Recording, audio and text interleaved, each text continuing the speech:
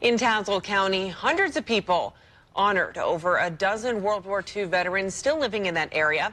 Madison Porter was there today, and she shares with us how much today means to those American heroes. That's tonight's top story, Madison. Janice, out of the over 16 million Americans who served in World War II, we're down to just about 100,000 left. And Tazewell County wanted to make sure we heard from our local veterans before they're gone, and the men were more than happy to share.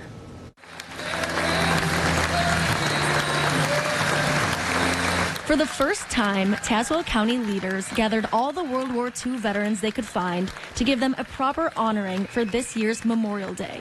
14 veterans got to share their stories spanning over a decade in ages. The youngest is 95 and the oldest is 106. When you see these individuals, you pay their respect. They are the greatest generation. Ray Bianchi, now 96 years old, served in the Navy just after World War II ended in 1945. He lived in Pekin and was still in high school when Germany and Japan surrendered.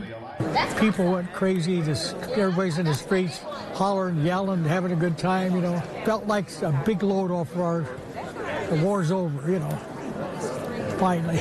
Bianchi says after graduation in 1946, him and his friends all enlisted together, including some of the men on stage like Walter McCabe and Louis Steger.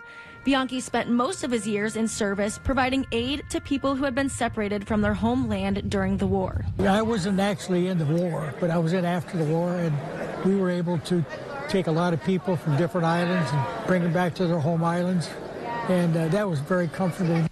Bianchi says this Memorial Day service was overwhelming, and he wasn't expecting this much support. But he was glad he got to be on stage with his friends from high school. I feel for the people that actually was in the war. I feel for them because they made it back, and I feel for a lot of the people that never made it back, you know. When Tazewell County leaders first planned this event back in October, there were 23 World War II veterans still alive in the area. Since then, we've lost 6 of them. Janice?